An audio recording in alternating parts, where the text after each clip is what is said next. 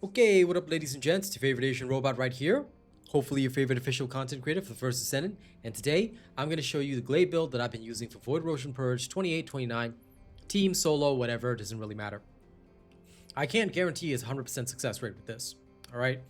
Because a lot of that is based on your skill, and to a degree RNG as well. And you are going to require like fully built up equipment to do this, so honestly, if you want to pass 28, 29, it's better to do it in a team. It is doable in a team. I'll release my findings on that tomorrow. But anyway, let me walk you through the build. All right. So this is what I'm using. Other people may have something better, but this is what I've been using. So it's not a top leaderboard build, but it does work well. Okay, for your reactor, first and foremost, the type of reactor doesn't matter. Same as what I showed you for the previous launcher build. Skill cooldown, duration up, that's all you need. Gold rolls, must be gold rolls, okay? For the entire component set, I'm just using a full annihilation set. For the external component, for the auxiliary power, you need max HP. The other roll can be resistance or whatever because Gley doesn't use MP. For the sensor, you need a HP recovery modifier. The other roll can be a resistance roll or whatever.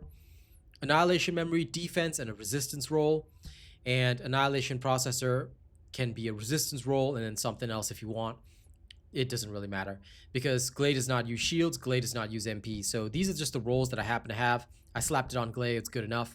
All right, why am I using the full annihilation set? Because the 2-set effect gives skill duration. The 4-set effect is actually useless for her launcher, but is useful for her shotgun. So that's why I've got a full annihilation set here. All right, you can use some other set if you so desire. There are other sets out there. I believe a lot of people have talked about the Polar Knight set, which is absolutely excellent for dealing with dealing with stage 30 because of the 4-set effect. But you can do whatever you want and, you know, roll whatever you want. For me, this is good enough. This is what works, okay? Now, for the weapons that you're going to need for this build, you're going to need 2 things. Well, 3. Voltia is if the enemy has a shield, it's best to break it with Voltia. All right. The Arche Shields that they have break easily with Voltia, and that's all this is for. Restored Relic is for taking care of the AoE, so the general mobs and weakening the elites. Then you finish off the elites with the Executor. All right. I'm going to go through each of these weapons in turn. For the Restored Relic, you are going to want Explosive Attack, Electric Attack, Order of Truth, and the other one can be any roll. All right, I happen to roll Gold Legion of Darkness, but I just kind of left it there. In actuality, I would probably roll critical hit damage on the 4th roll. All right, so this isn't like maxed out, but this is what worked. The most important thing is Explosive Attack, Electric Attack, Order of Truth. Okay, then for the weapon cores, fire rate, electric attack, fire rate. That's it, as high as possible. I'm using 3 fire rate rolls, 2 electric attack rolls. The fire rate rolls, you should be using rank 10 cores, try to get it as close to 20% as possible. All right, eventually, once this is perfected, with full 20% rolls across the board, this thing fires really, really fast. For the Restored Relic build, all right, here's what you are going to need. You are going to need the following modules: Rifling Reinforcement, Action and Reaction, Bullet Integration, Electric Enhancement, Fire Rate Up, Electrical Circulation, Electric Priority, Better Insight, Better Concentration, Edging Shot. Edging Shot is useful because it helps increase the very low critical hit rate of this, helps you out a little bit, and the Firearm Attack and losing a little bit of Firearm Attack shouldn't bother you. All right, so this is what I'm using for the Restored Relic. Now, Voltia doesn't matter. This is just for breaking shields. Try to max it out if you can. All right. Module wise, this is what I'm using. You can use something similar. Again, it's just for breaking shields, and that's what the unique ability is for. The unique ability is much more important for this because it gives you 4,000% firearm damage. So as long as you've got this somewhat built up, you're fine. Okay. Executor. Okay, this one, firearm attack, electric attack, Order of Truth, bonus firearm attack versus Order of Truth, firearm critical hit damage. These rolls are crucial.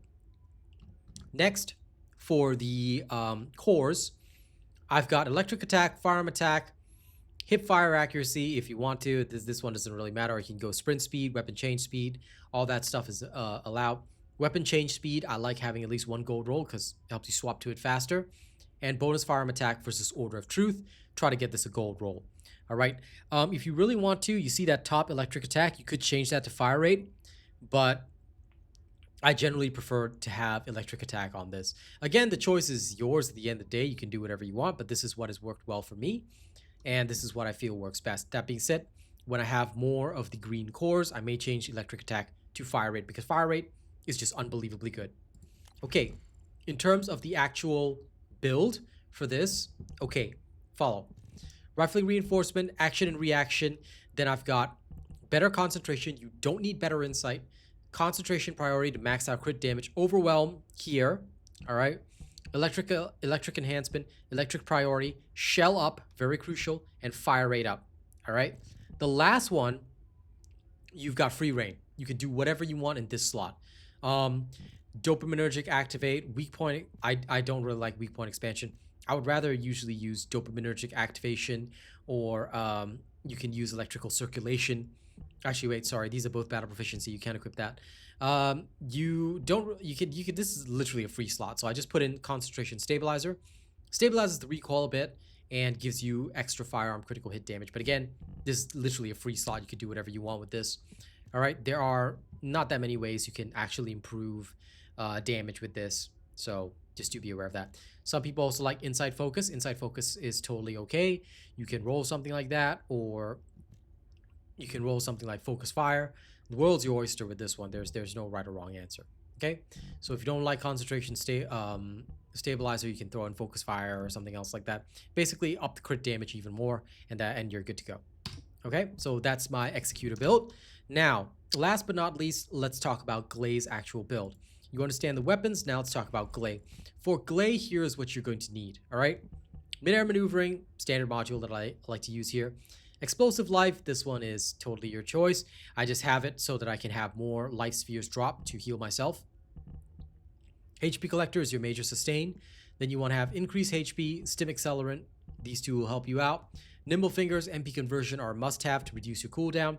You need at least one focus module, all right, because you need the cooldown of this to practically match the duration. My cooldown on a third skill, increased sensory, is 9.8 seconds. Duration is 9.6. So you will always have unlimited ammo. There is a 0.2 second delay, but that doesn't really matter. In order to remove the 0.2 second delay, you're going to have to sacrifice one of your other skills, and that cannot happen here, all right? Increased defense to keep you alive, skill extension, maximize duration, both necessary to get the duration of this up. Last but not least, you're going to need accelerated drive shaft. Accelerated drive shaft will ensure that when you're rolling, there's a 15% chance that you're going to get 20% increased fire rate for 5 seconds. Those 5 seconds, you are a god. So abuse those 5 seconds whenever you get them. All right? They are the crucial key to actually getting stuff done. And this is Gley's build for this. Now, again, I cannot guarantee success because I don't have maxed out cores. I haven't really practiced this a lot solo. And I'll release my investigation on doing this in pugs very soon because I'm investigating 28, 29 and seeing how well people can actually complete this. But for the sake of those that may not have caught the stream, and if you want the link to the stream, just ask me. I can show you the link where I did this for about 3 hours live. But I'll show a single run. All right, I may not play perfectly, sorry if I don't, but I'll just show you in general how people pass this. All right. Activate your first skill, get ready. As soon as this thing disappears, roll. Roll for dear life. Roll. Okay, if you happen to trigger the accelerated drive shaft, this will happen. All right? This will generally happen. Now, if you see something with an Arche Shield, swap to Voltia. All right, you should be all right. Give him a little zip zap zoom. Use your receive scan if you can't see anything, because that'll help show you where your enemies actually are. And try rolling if you can. Usually once I get the accelerated drive shaft, then I start blasting. Alright, and when there's elites, you pull out your Executor and you start executing them. Alright, your Shoddy will take care of these big boys. Some people like the Perforator. I just use the Shoddy. It works. Alright. Now, when the enemies are dead, then just blast them with your rocket launcher and you're good to go. Alright. As soon as accelerated drive shaft triggers, I usually start blasting. I take advantage of the big boombas, the fast boombas, kind of like that. And then I just maintain my third skill, increase sensory. All right. As long as this maintains, I'm totally fine. If I can't get the accelerated drive shaft to trigger in 5 rolls, then I don't use it. Simple. And whenever I can't see the target, I use my sieve scan so that I can actually like see through the fog of explosions. Sometimes your accelerated drive shaft will trigger just at the end of your unlimited ammo, but that's okay. It just helps you give a little extra burst damage, so it gets you through these sections a lot faster. Alright, so this is what you do.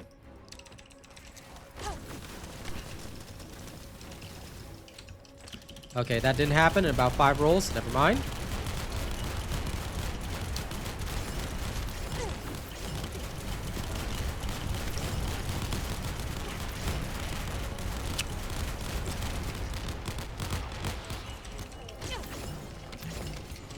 If there's more than one enemy, alright, I'll use my restored relic instead of going in to kill the elites. So this will work just nicely. And again, I'll try and trigger this if I can. But if it doesn't happen in 5 rolls, as per normal, I switch to just blasting so I don't waste time. Alright. Use your sieve scan if you are unsure of where the targets are, and then just keep rolling. Roll, roll. If it doesn't trigger, again in 5, just do the thing. Sometimes I'll roll forward and back, but unfortunately, because it triggers on a percentage chance, you can't force it, no matter how much you might want to. So you kind of just have to go with it and roll with it. Get it? Roll with it? I cracked myself up. So once again, I use the rocket launcher, the Boombas, for the random mobs, and then the actual elites, I just pull out my shotty, deal with them that way. Alright, this is what will work.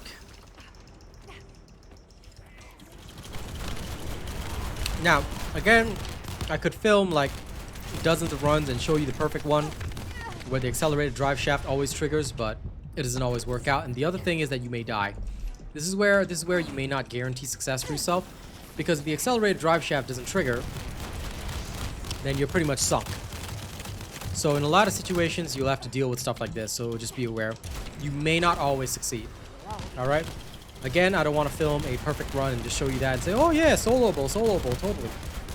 I could just go and get like 2 hours worth of footage and show you my best runs, but that again is not how we do things. So if I can't do it authentically live in front of you guys, then I just tell you guys that as reality. Alright? If the accelerated drive shaft does trigger, hallelujah, but if it doesn't, that's okay. Okay, try to trigger it again. Once it triggers, though, you are in business. Look at that. Whatever it does trigger, your runs are going to get so much faster because it's just so easy. Everything just dies.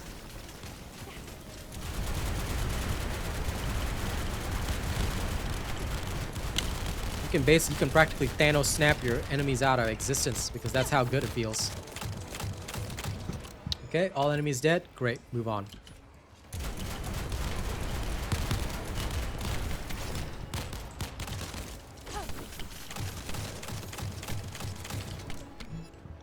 Okay.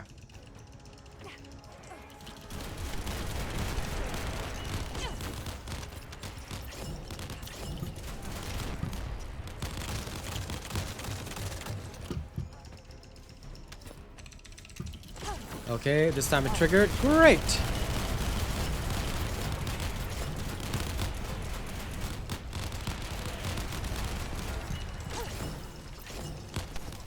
Triggered again. See, the thing is, on the balance of probabilities, when it does trigger, yeah, you kind of get to pull off stuff like that. So, when it does trigger, life is good.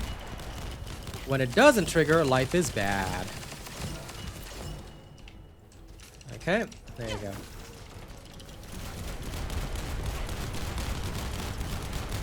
If there's more than one, usually I'll blast first. But it's just so much simpler to do that.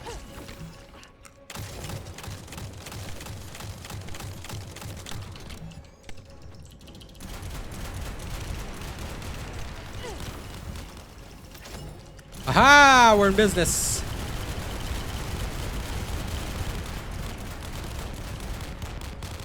It's so much cooler when it does trigger, though. And I hate these wardens so much.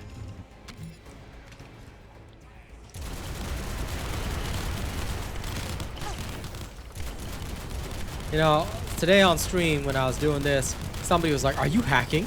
I was like, "No, of course not, sir." Like, really? You know, do you not know how this all works? Good sir. This is not hacks. This is merely correct building.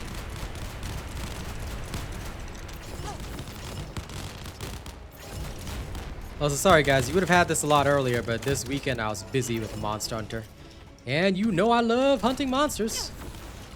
Whee! Okay, very fun, right? It's actually extremely fun to watch all the Boombas happening, but that's how it goes.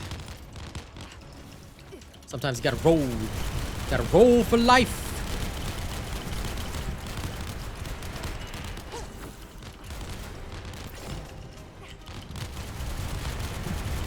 When it does trigger and you get those 4 seconds of being an absolute god, it does feel pretty good. Now, okay, Malignant Tumor, here's what you're gonna have to do. You ever fought Archveld or you ever played Monster Hunter? Because you're about to do the same thing. Alright, know its attack pattern, and as soon as he gets angsty and starts getting ready to throw stuff, you want to roll. Okay? You want to roll. Now, when he does this, if you happen to get the drive shaft, haha! You're in business! If you don't, then that's okay. But the main important thing is just get him low. Get him low. Alright, remember those attacks do go through walls and stuff, so you want to just be a bit careful with that. Alright, start moving. Start moving. Get ready to roll if you have to. Now you're going to need some hit points to actually do this. Don't forget to kill the minions he summons. And then just blast him in the face like so. And you've won. Okay, there you go. That's how you do Stage 28 solo. Now, Stage 29, if you guys need a demonstration, I'll pick that up tomorrow. I just don't want to have 2 of these because it does take about 8 minutes to get it done. But this is how you do it. If you die once or twice, it's still okay. You'll still be able to do it. But again, I don't want to curate videos for 2-3 hours just to give you guys a perfect run where accelerated drive shaft kept triggering. Because if it does, and you get really lucky, you can get runs of like 5-6 minutes pretty easily. So that does happen as well. And you can even craft a perforator to make these runs faster. But I'm sure you guys don't care about that for this stage. You probably want stage 30. So this is good enough to get you through stage 28, 29. Please enjoy. If you want a stage 29 demonstration, just let me know in the comments. I'll happily do it tomorrow or whatever. All right, enjoy the Gley build as I promised, and you guys have fun with the game. Okay? See you guys on the next one. Don't forget to like, share, and subscribe. And of course, we must also thank February's top supporters. Have you seen them? Because they're here. Haha! February's top supporters. Top tipper is CG Mayhem. Top tipper list includes Jess A. Davis. Top super chatter is Lawbreaker. Top super chatters includes CU Yuri, Sir Tommy, Per Crab, Rafi Jana, D. Russ. Top channel membership gifter is Joe D. Wilkins. And Arcane Silver 300. Thank you guys so much for all you do for me. And I'll see you guys in the next one. Don't do anything weird while I'm gone, yeah? Get you later.